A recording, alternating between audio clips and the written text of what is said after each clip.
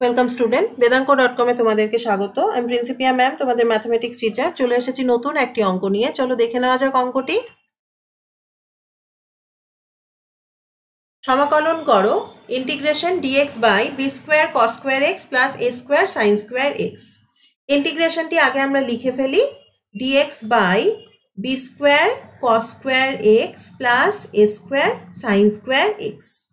আমরা এই ইন্টিগ্রেশনের নিউমিনেটর আর ডিনোমিনেটরকে কস স্কোয়ার এক্স দিয়ে ডিভিশন করছি। কি পাবো?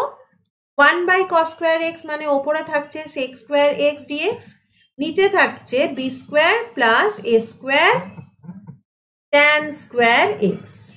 তাহলে প্রথমেই ধরে নিই যে let tan x equal to z or sec square x dx equal to dz. তাহলে আমরা পাচ্ছি দেখো dz by b square plus a square z square. এবার আমরা এ স্কোয়ারকে কমন নিচ্ছি, তাহলে 1 by a square dz by b by a whole square plus z square.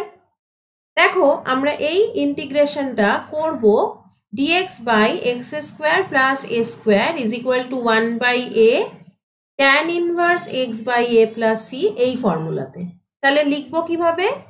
1 by a square into 1 by a মানে b by a tan inverse z by b by a plus C.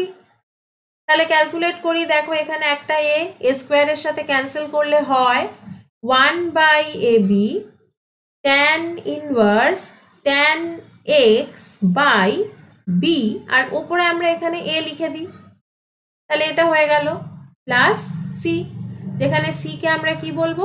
Integration constant.